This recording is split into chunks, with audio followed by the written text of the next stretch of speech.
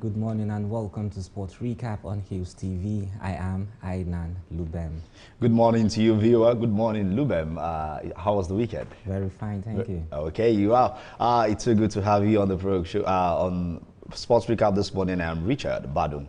Quickly beginning from the local scene, Nigerian champions Belsa Queens defeated group opponent Wadi Degla Wadi 3-0 on Sunday evening in Marrakech in the final Group B game of the 2022 Women's CAF Champions League in Morocco.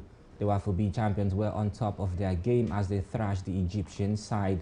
And congratulations to the Nigerian team once again. Yeah, you know, goals from Juliet Sunday and Itimi Messi actually gave the team what they deserve. Messi with a brace, the second and the third goal, and you know, booking a place in the semi-final is just one thing. The highest a Nigerian will go, and it's no doubt, of course, one of the biggest turn in the world of the Women CAF Champions League for Nigeria. Rivers Angels were there last season, but they could not go as far as this. Maybe the competition was more complex for them. That was why. But for the Wafu B champions, I think they've done a whole lot to go, and cash prize of 89.5 million naira. That is, you know, over $20,000 for the team. I think that actually makes them bigger at the same time. Congratulations to them as they play ASFR. We just expect them to bring out a better result there in Morocco.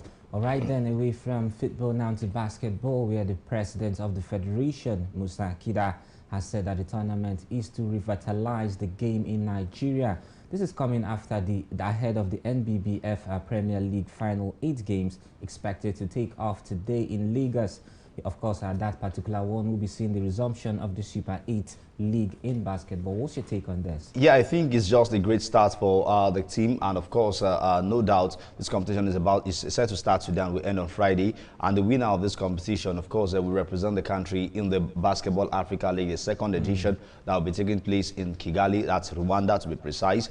From all indications, Nigeria was represented by Rivers, who passed last season, but unfortunately could not go further, you know, due to the fact that they lost out there. But we just expect us to build our world of football, not basketball. I mean, not just basing it on home base. I mean, foreign-based players. The players are playing the NBA. We can also bring players who play in the league and add them up with these players, so that the experience will be there for them to play. They know how to move and when to dunk the ball. You know, things like that are very important for our basketball world. I think it's that time where we need revitalization, and if the final 8, of course, will be the reason. Why not? We expect to see that on Saturday. Let's know the country, the club to represent the country in Kigali. All right, moving to another story where we see a former professional footballer by name Okafor Emmanuel Jr. has been convicted and sentenced to 5 years imprisonment by Lagos Federal High Court. Okoye was given the jail term by Justice Nicholas Owebo after he pleaded guilty to the charge of trafficking in a banned substance made against him by the National Drug Law Enforcement Agency, that is the NDLEA. And of course, this one just came up recently.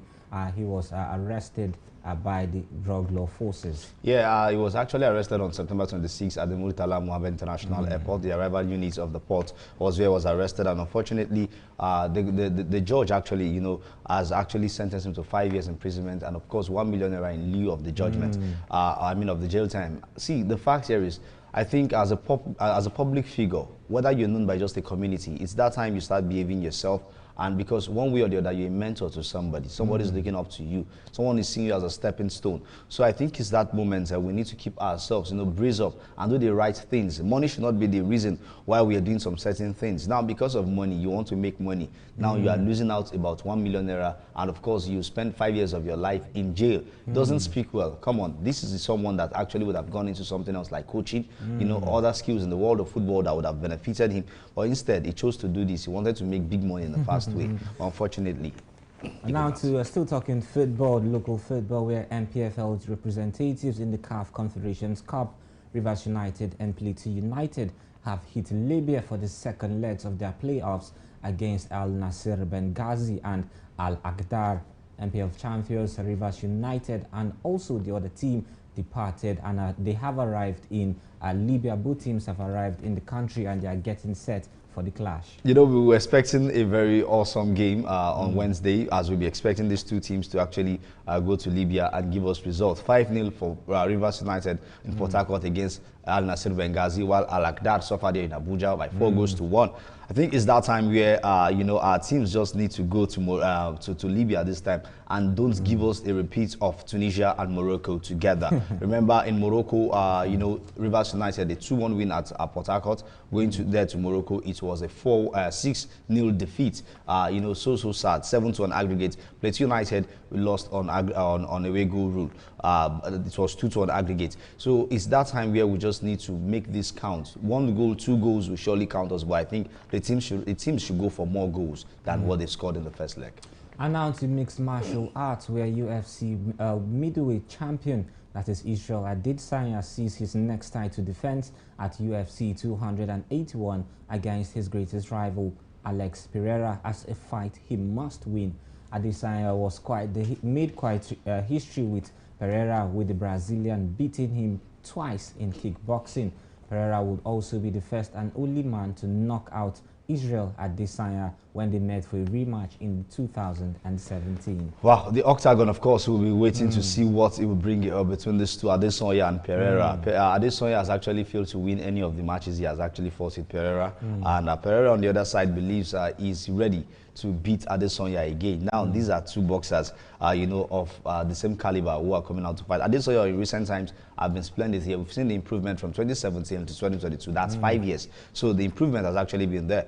Also, likewise Pereira, you know, but for the UFC middleweight champion, he will want to show that, mind you, a Nigerian, you know, with a foreign blood, I mean, if a foreign Nigerian, should I say British Nigerian, that's Kamaru Usman, just lost out, you know, his belt, you know, to, you know, a boxer in the kickboxing ring in the heavyweight category. Now, in the middleweight, we don't expect Adesanya to actually, because it carries our blood also. So we expect all the best from him. This will come up on the 12th, that's on Saturday, at the Madison Square Garden, there in, you know, over there. So all the best to Adesanya.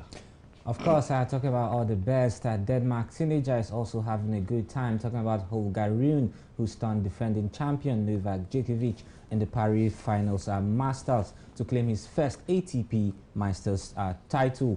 The 19-year-old denied Djokovic hopes of a record-extending 7th Paris title win with a 3-6, 6-3, 7-5 win.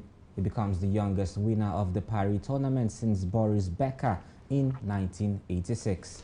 All right, and we'll move away from that particular one. Other matters going down in the exciting world of sport, though Djokovic losing that one is no doubt, you know, one of the most amazing things that have actually happened in the world of sport of recent. But just to get to football, where Tottenham boss Antonio Conte has assured everyone that Heung-min Son, his attacker, will be ready before the World Cup.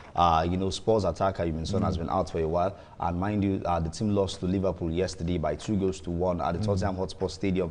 It has actually been, you know, a mixture of good and bad starts for Antonio Conte and his men. A lot of people have actually told him to go straight to the market. But let's talk about other fixtures that went on in the Premier League quickly. Of course, we saw Manchester United losing to Aston Villa, and of course, we saw Tottenham, that we're talking about, also lost to a Liverpool side 2-1. While Chelsea lost at home to Stamford Bridge there against Arsenal by 2-1. And of course, it was actually a lovely day as we saw Manchester City on Saturday, you know, try to claim the spot. But Arsenal still tops the league with 2 points ahead. The next matches we'll be seeing in England, of course, will be the EFL, that's the Carabao Cup. That'll be coming up midweek. And of course, in the French League 1, Paris Saint-Germain to Lorient 1.